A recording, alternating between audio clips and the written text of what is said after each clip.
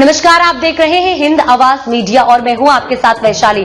आइए रुक करते हैं आज की खास खबर पर। देश के कई हिस्सों में एक बार फिर से कोरोना को लेकर मामले में बढ़ोतरी देखी गई, जिसको लेकर सरकारें जो हैं अब अलर्ट मोड पर आ गई हैं और लोगों को भी सतर्क रहने की सलाह दी गई है। खासकर दिल्ली में सरकार ने एडवाइजरी जारी कर दी है और सभी अस्पतालों को पूरी तैयारी में रहने को कहा गया है। ये पहला मौका है जब करीब 3 साल बाद दिल्ली में दोबारा कोविड-19 के मामले सामने आए हैं। दिल्ली के अलावा गुजरात, हरियाणा, केरल और कर्नाटक जैसे राज्यों में भी नए मामले हाल ही में रिपोर्ट हुए।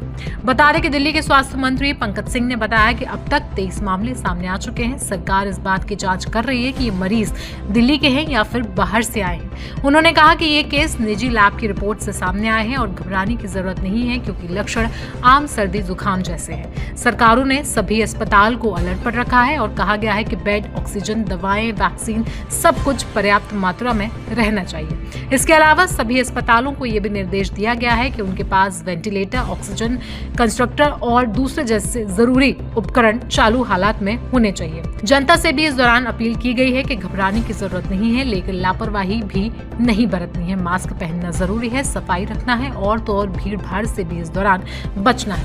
वहीं डॉक्टर्स की राय पर ध्यान दें तो सर गंगाराम अस्पताल के डॉक्टर अवरल माथुर ने कहा है कि इस बार जो वेरिएंट सामने आया है वो बहुत तेजी से फैलता है, लेकिन इसके लक्षण हल्के हैं। बुखार, खांसी, गले में खराश और शरीर में दर्द जैसे मामूली लक्षण सामने आए हैं, फिर भी बचाव जरूरी है।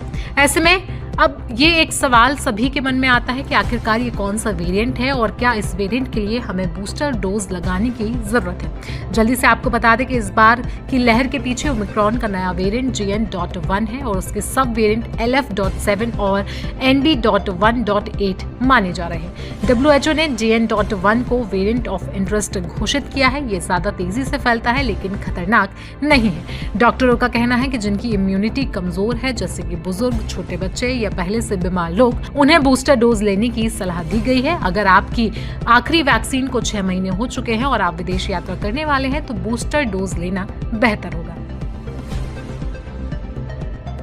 वहीं अगर सावधानी की बात करें तो बाहर जाते वक्त मास्क जरूर पहने, खासकर भीड़ वाली जगहों पर हाथ धोना और सैनिटाइजर का इस्तेमाल भी जरूर करते रहें। खांसी या छींक आने पर मुंह और नाक को ढकें। सिंगापुर, हांगकांग, चीन या थाईलैंड जैसी जगहों पर यात्रा करने से पहले पूरी जानकारी ले लें और अगर सर्दी जुकाम जैसे लक्षण दिखें तो तुरंत ही टेस्ट करवाएं। ऐसे में चलिए आपको बताते हैं कि दिल्ली के स्वास्थ्य मंत्री पंकज सिंह ने और क्या कुछ जानकारी इस एडवाइजरी को लेकर दी है।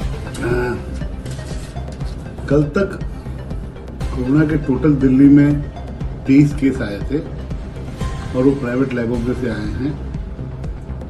दिल्ली सरकार इसको पहले देखना चाह रही है कि ये पेशेंट दिल्ली के थे कि दिल्ली से बाहर से आए थे। एक ये अलग विषय है जो हम देख रहे हैं कि ये बाहर से, दिल्ली से बाहर से आए थे कि इंडिया से बाहर से आए थे।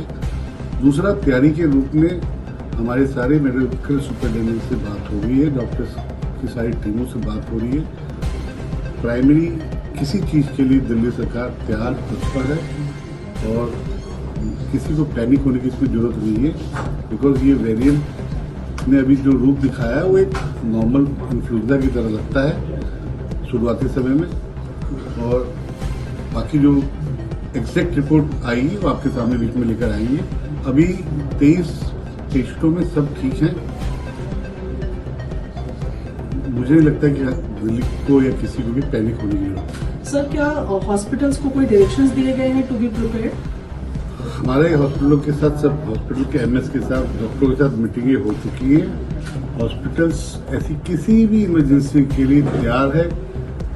हमारे 8 सीनियर अफसर्स को हमने स्पेशली लगाया हुआ है। रोज वो राउंड लेते हैं, रोज रिपोर्टिंग करते हैं ये, और वो हर 8 हॉस्पिटल में जाते हैं, बैक टू बैक काम कर रहे हैं। हमारे हॉस्पिटल्स सब चीज के साथ विद ऑक्सीजन, ऑक्सीमीटर के साथ तैयार है।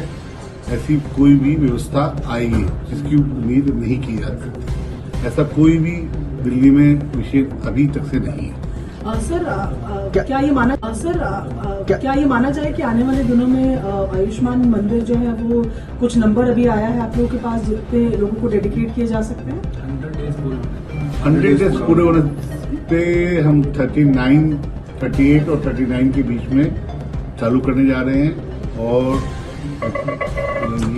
ये काउंट 38, 39 को आप 100 डेज के बीच में मानिएगा और अगले 2 महीने के अंदर कम से कम हम 200 से ऊपर आयुष्मान केंद्र खोलेंगे। अब तक के लिए इतना ही। वीडियो को लाइक और शेयर करें और चैनल को सब्सक्राइब करें।